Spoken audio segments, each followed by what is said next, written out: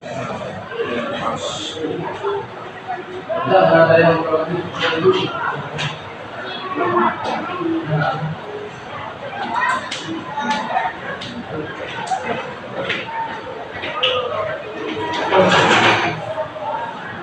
Assalamualaikum warahmatullahi wabarakatuh.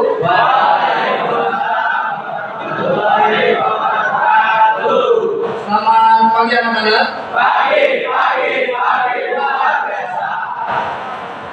Sebelum kita mulai materi kita pagi hari ini, sama-sama kita berdoa semua mengikuti nanti yang saya ucapkan. Bismillahirrahmanirrahim. Nawaitu ta'aluma Ta'lim Watazakuro Watazkir Watnafal Walintifa'a Walifadata Walistifadah Walhasa Alatamasuki Kitabillahi Wasunnati Rasulihi Wadu'a Alal huda Wadilalata Alal khair Ibtido'a Ardatihi Wasawabihi Wa qurbi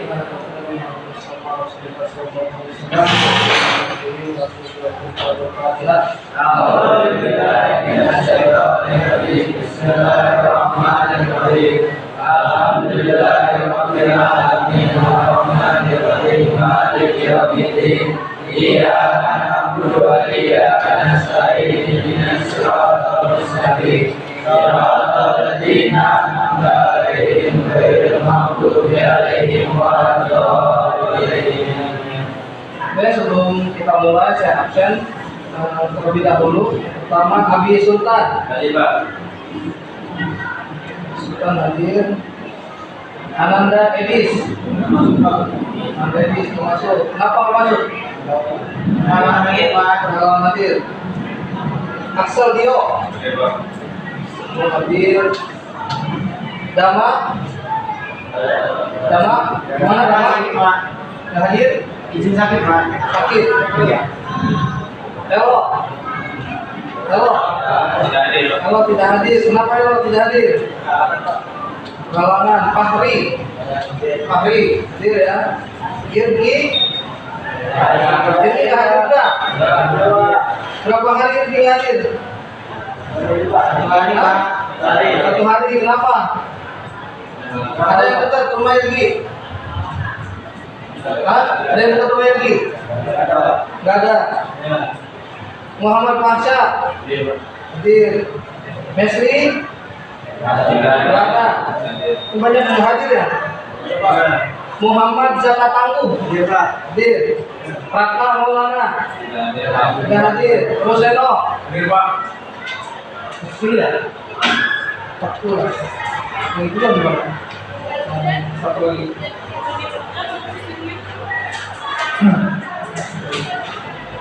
Tadi yang nggak hadir ada berapa orang tadi? 4 orang ya? 4 orang yang hadir. Nanti disampaikan ke semuanya, jangan bermalas-malasan ketika belajar. Oke? Materi minggu lalu kita pernah membahas masalah apa? Masalah takwa. Pada kesempatan pagi hari ini kita akan membahas tentang iman, Islam dan ihsan. Tujuan pembelajaran hari ini adalah apa itu iman, apa itu Islam, apa itu ihsan. Terus yang kedua, apa manfaatnya? Yang ketiga, apa tanda-tanda orang yang beriman dan beragama? Karena suatu saat kalian akan mengimplementasikan yang namanya keimanan dan ketakwaan dalam kehidupan sehari-hari, terutama di lingkungan sekolah dan keluarga. Selanjutnya kita akan membahas materi yang pertama, yaitu terkait tentang iman. Iman itu artinya apa? Pengertian iman. Percaya. Percaya.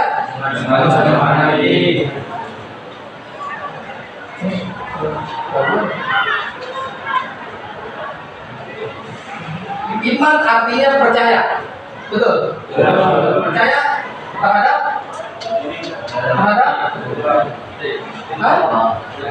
terhadap percaya kepada Allah Subhanahu wa Ta'ala. Percaya di dalam Al-Quran. Iman itu percaya di dalam hati, percaya terus apa lagi? Yakin. Contohnya yakin seperti apa? Contohnya yakin seperti apa?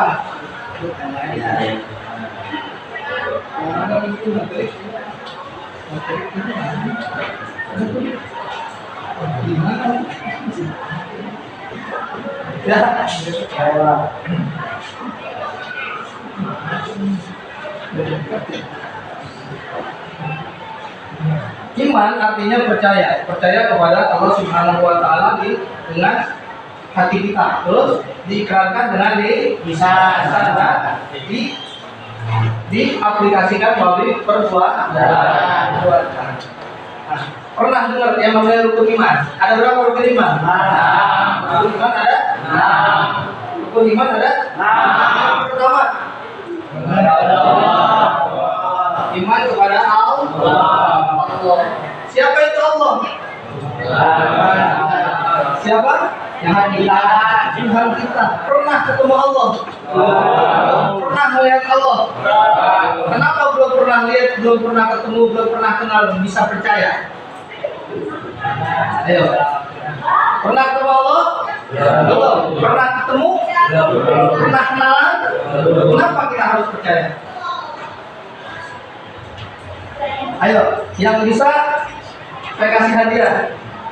Nanti kalau kita Pak, ya, kita ciptaan Allah. Makanya kita harus percaya. Apa bukti kamu ciptaan Allah?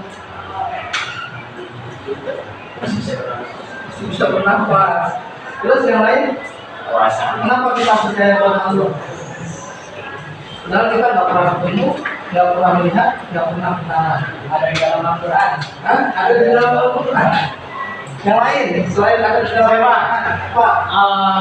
Kenapa kita percaya akan adanya Allah? Karena ketika Allah atau Tuhan kita tidak ada, itu alam semesta dan sisinya pun tidak ada. Alam semesta dan sisinya tidak ada. Kita harus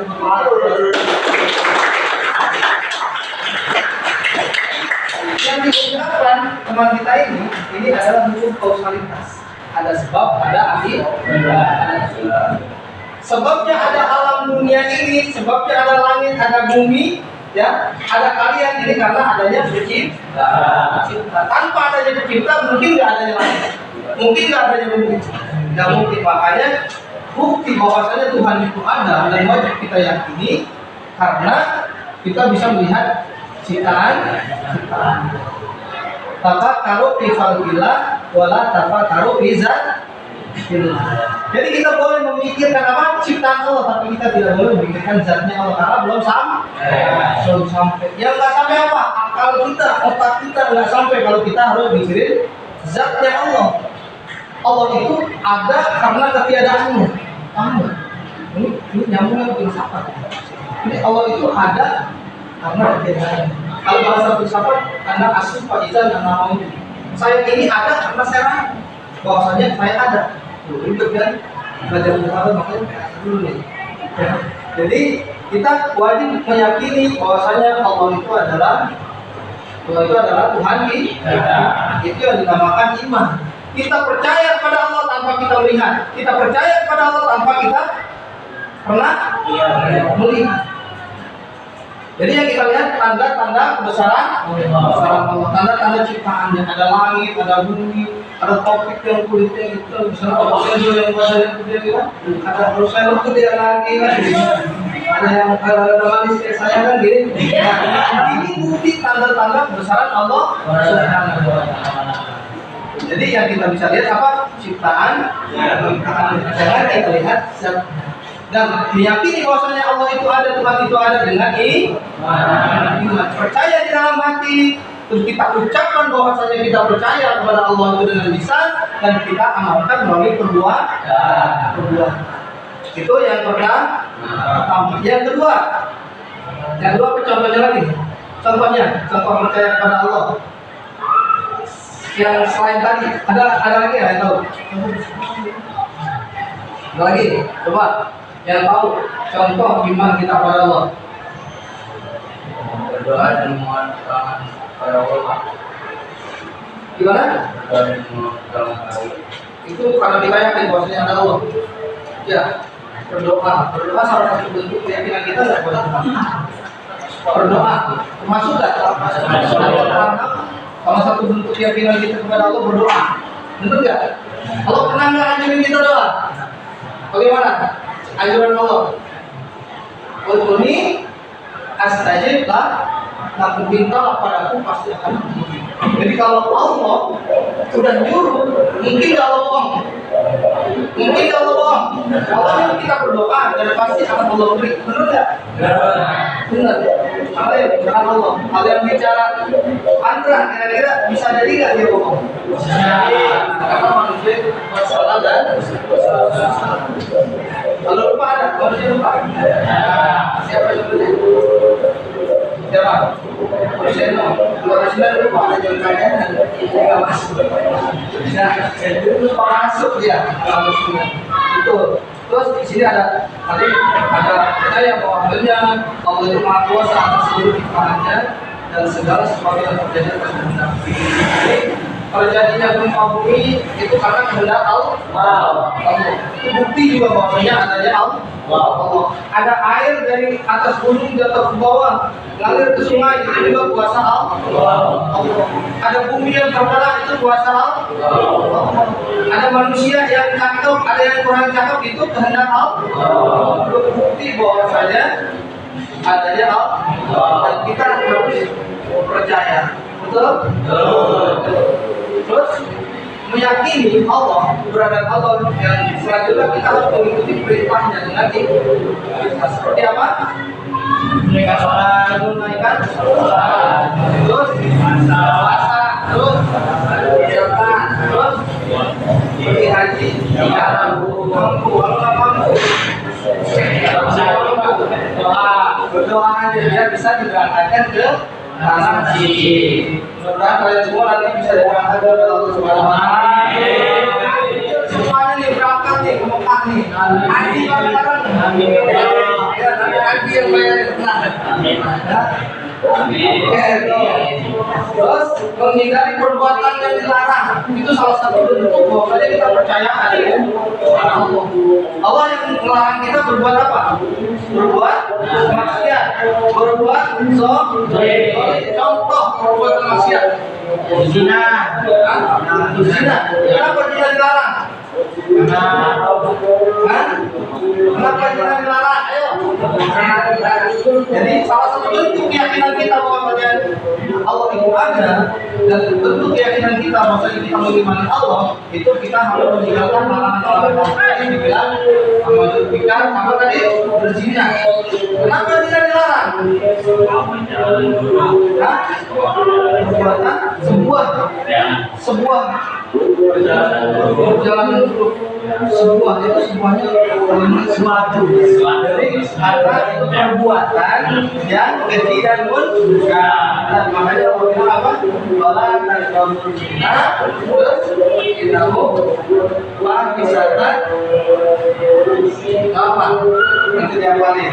Jadi zina, selain zina, apa lagi? Berjudi, Pak. Berjudi kenapa? Dilarang. Kenapa judi dilarang? Karena judi itu bisa mendatangkan mudarat, keburukan. Orang yang gemar berjudi biasanya yang terlantar itu anak sama istri. Ya. Ya, yang dia terlantar itu anak, istri, karena dia gemar berjudi. Makanya dilarang itu salah satu bentuk keyakinan kita bahwasanya kita ini mengimani Allah Subhanahu wa Ta'ala. Selain itu apa? Buat manusia jadi larang minum minuman keras. Kenapa? Minum minuman keras dilarang? Karena membuat apa? Akal kita yang tadinya ketika kita berpikir ini normal jadi nggak normal. Akalnya hilang. Ya, akalnya hilang.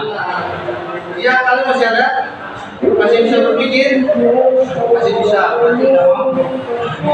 Itu salah satu bentuk keyakinan kita bahwasanya Allah itu adalah Tuhan yang menciptakan kita. Itu harus kita imani dan harus betul-betul teguh kita tanamkan dalam diri kita.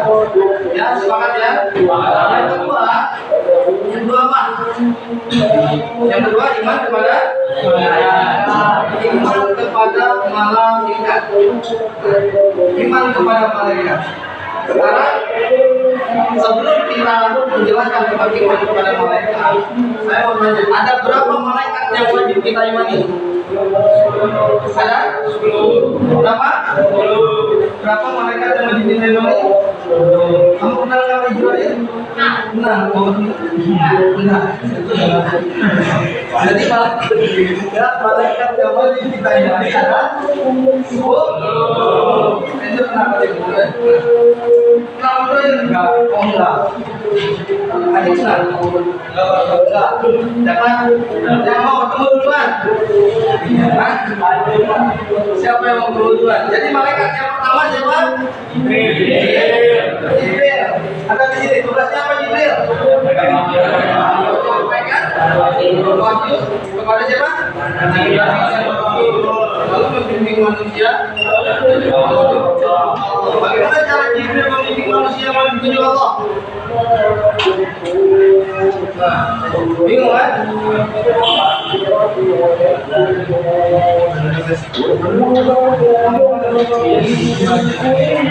Jadi bagaimana cara Jibril itu membimbing manusia melalui petunjuk Allah? Bagaimana caranya? Bagaimana? Kalian tahu? Jadi Jibril menurunkan wahyunya melalui baginda besar Nabi Muhammad SAW. Berupa apa? Berupa surat Al-Quran. Apa itu Al-Quran? Jalan Islam. Diturunkan kepada Nabi Muhammad SAW. Jadi Jibril menuntun manusia, membimbing manusia berjalan dan lurus dengan petunjuk dari Allah Subhanahu wa Ta'ala. Caranya ini Jibril terima dulu nih Al-Quran dari Allah disampaikan kepada baginda Nabi Muhammad SAW. Ada yang tahu ayat pertama yang diturunkan oleh Allah melalui malaikat Jibril? Apa?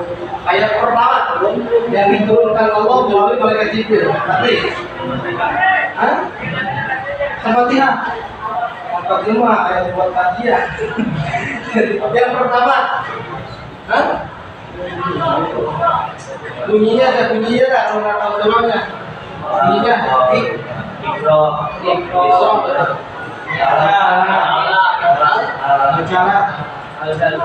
artinya apa? Bacalah. Kenapa yang surah pertama yang diturunkan Iqra, bacalah? Kenapa?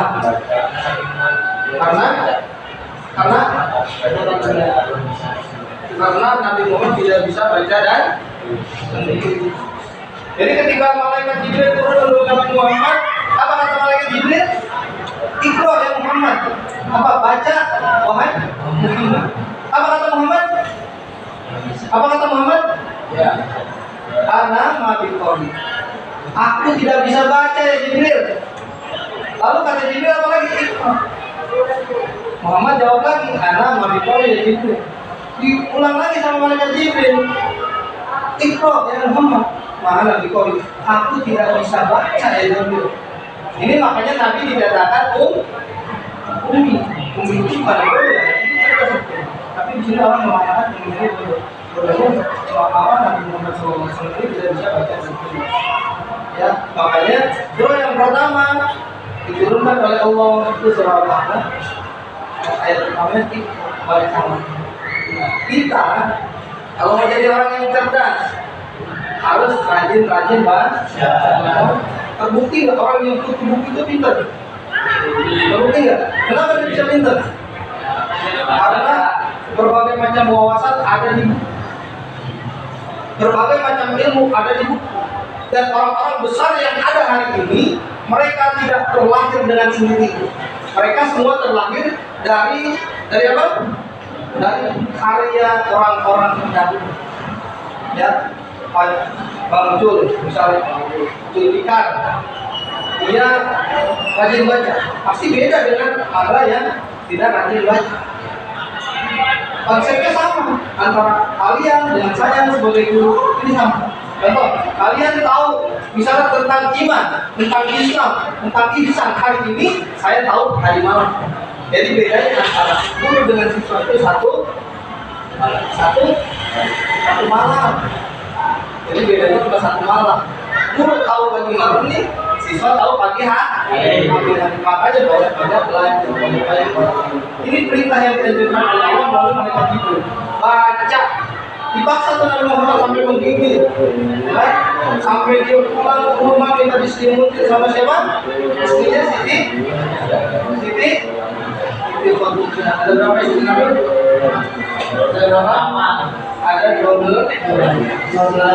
Di sini ada 15. Banyak baca. Yang kedua, malaikat yang maju di mana selain Jibril jangan? Malaikat tidak. Tugasnya ngapain? Kair. Menurunkan rezeki apa aja termasuk bentuk rezeki. Rezeki hujan termasuk rezeki. Makanya ketika datang hujan kita diperintahkan berdoa. Doanya apa? Doa ketika datang hujan. Allahumma shayyiban. Ya Allah jadikan hujan ini bermanfaat buat siapa? Buat kita, buat manusia, buat tumbuhan, buat alam semesta. Karena sumber kehidupan adalah air. Tapi kenapa matanya di? Ya, terus selain menurunkan rezeki,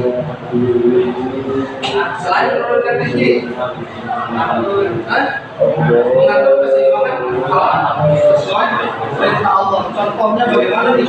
Malaikat Mikhail mengatur keseimbangan alam dengan apa tadi? Dengan perintah Allah. Contohnya kayak gimana? Jadi malaikat Mikhail tugasnya menyampaikan rezeki kepada manusia. Ya, selain itu dia tugasnya menyeimbangkan alam dengan perintah dari Allah Subhanahu Wa Taala. Ada yang tahu caranya bagaimana menyeimbangkan alam dengan perintah Allah? Diatur dari rezeki. Hujan itu rezeki bukan? Rezeki. Ada hujan rezeki bilang ya. Hujan rahmat. Matahari panas itu rezeki bukan? Rezeki juga. Bisa nggak kita hidup tanpa matahari? Kalau turun matahari dia banyak ketahuan juga. Perkembangannya kurang. Kayak topik perkembangan kurang main panas. Ya, kurang main panas. Makanya ketika itu bersyukur gitu. Biar lebih kurang. Jadi malaikat Mikhail ini menyeimbangkan alam. Itu yang pertama ketika sudah terlalu panas diturunkan hujan. Udah terlalu becek banyak kebanjiran di panas. Itu menyeimbangkan alam dengan perintah. Bisa nggak sepanjang kadang malaikat Mikhail turun di hujan tanpa perintah Allah? Bisa. Harus dengan perintah Allah. Tanpa perintah Allah tidak ada sesuatu pun yang bisa terjadi di dalam dunia. Gitu. Selanjutnya malaikat apa? Israfil. Tugasnya apa? Tugasnya itu sangkakala kiamat dan membangkitkan manusia dari alam hidup. Jadi malaikat Israfil dari awal dia diciptakan sampai nanti kiamat tugasnya cuma 2 kali. Ya, tugasnya cuma 2 kali, kerjanya 2 kali. Jadi yang pertama malaikat Israfil tugasnya dia meniup sehingga terjadi kehancuran di alam dunia ini yang namanya kiamat. Ada berapa macam kiamat? Dua. Yang pertama kiamat yang sukro contohnya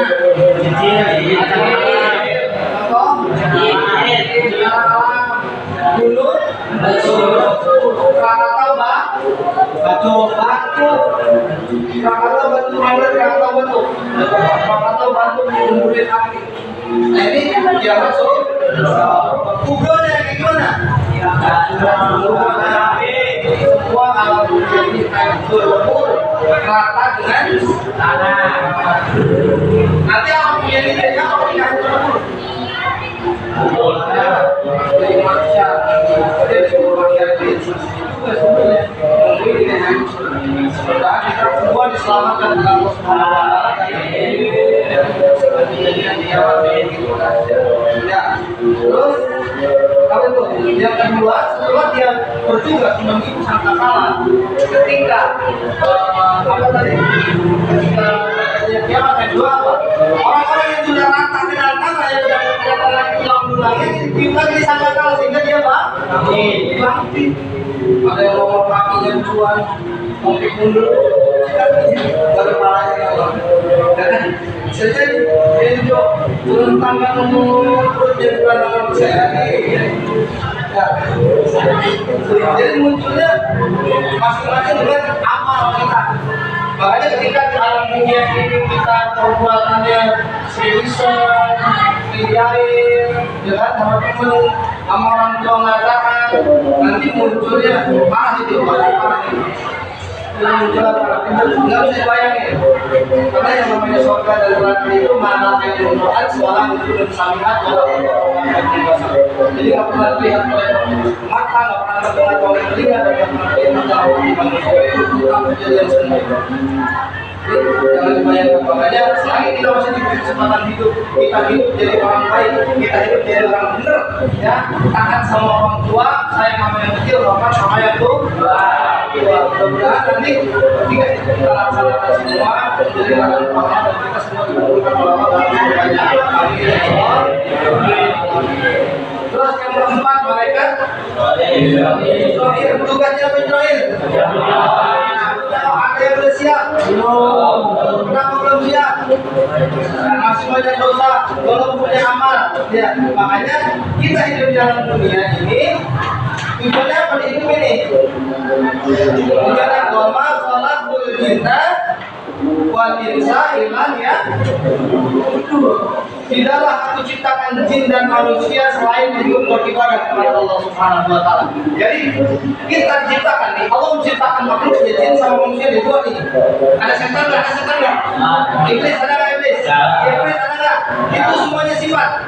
Aslinya yang diciptakan Allah cuma dua. Yang pertama jin, yang kedua manusia. Ada manusia yang membangkang, manusia yang melawan. Itu apa? Sifatnya iblis. Sifatnya jin. Dulu ketika Allah ciptakan jin, ya kan? Allah ciptakan jin ini pertama kali Allah, setelah itu Allah ciptakan Adam sebagai manusia pertama, Allah perintahkan jin ini buat apa? Buat sujud kepada Adam. Tapi yang dilihat apa? Yang dilihat wujud Adamnya. Adam diciptakan dari tanah, sementara dia diciptakan dari api, dia merasa bermulia. Makanya dia tidak mau sujud. Padahal kalau dia mau sujud, dia tidak akan jadi mengganggu di alam dunia, tetap tinggal di surga. Karena dia tidak mau sujud, merasa lebih baik daripada Adam. Adam diciptakan dari tanah dari api, makanya dia diusir oleh Allah dari surga. Seharusnya dilihat apa perintahnya, perintah Allah. Yang dilihat perintah Allah, jangan dilihat Adamnya. Sujud kepada Adam. Yang dilihat apa perintah Allah, yang perintahin siapa? Allah. Jangan dibantah, jangan dibantah. Yang nyiptain ini zat yang menciptakannya, jadi jangan dibantah. Makanya dia merasa lebih baik karena dia melihat Adam yang diciptakan dari tanah, dia dari api, merasa kemudian dia tidak mau apa itu. Selanjutnya malaikat apa lagi? Ada malaikat munkar dan nakir. Berdua-dua ini nih. Berdua, kantin berdua, warung berdua, WC berdua. Ini munkar nakir nih. Kerjanya apa dia nih? Menguji apa? Menguji iman seorang yang sudah meninggal di dalam. Terus yang keduanya menyatakan tentang jadi dunia anak-anak ini kegiatan nanti nanyain amalan kita di dalam tubuh. Ya, yang bakal pertama kali ditanyain di alam kubur itu apa sih? Sholat. Kalau itu pertanyaan apa? Pertanyaan apa? Pertanyaan apa? Sholat. Benar nggak ada sholat ini? Di subuh mana sholat? Subuh. Yang subuh tadi malam sholat itu kan? Yang subuh tadi malam satu tangan. Yang tadi subuh sholat itu tangan. Tadi subuh. Yang lain? Yang lain? Sholat subuh. Siang. Kalau siang masuk kaburnya, duduk dulu. Yang tadi pagi dua. Ya. Dua semua. Ini nggak dua ini. Dua ya. Dua semua ya. Subuh. Cuma berapa orang? Coba lagi yang subuh. Jadi pernah saya sampaikan, dua rakaat sebelum subuh lebih baik dari dunia dan isinya. Mau nggak dapat dunia dan isinya? Nah, dua rakaat sebelum subuh. Tambah lagi apa sholat tuh? Jangan sholat nanti yang pertama kali ditanya di dalam buku sholat kita. Jadi yang pertama kali tanya apa? Benar nggak sholat kita? Kalau sholat kita benar, insya Allah yang lain benar. Kenapa? Karena kita sholat tanha anil fahsya'i wal munkar. Sholat itu mencegah diri kita dari perbuatan keji dan munkar.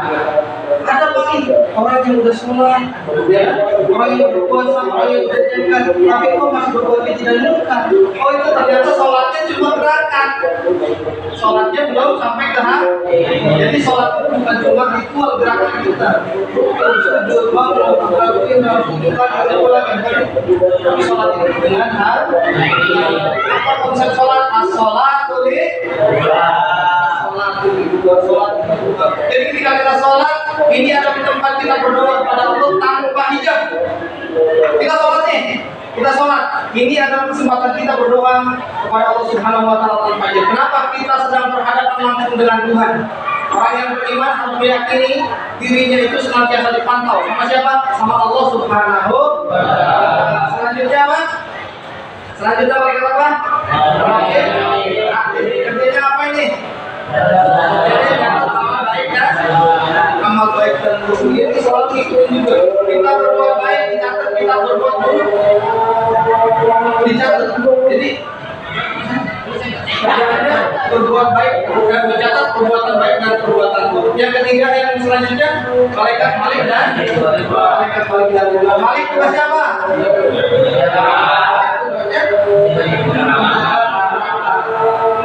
Serem nggak nih malaikat nih? Dan yang aja serem nggak? Neraka. Neraka.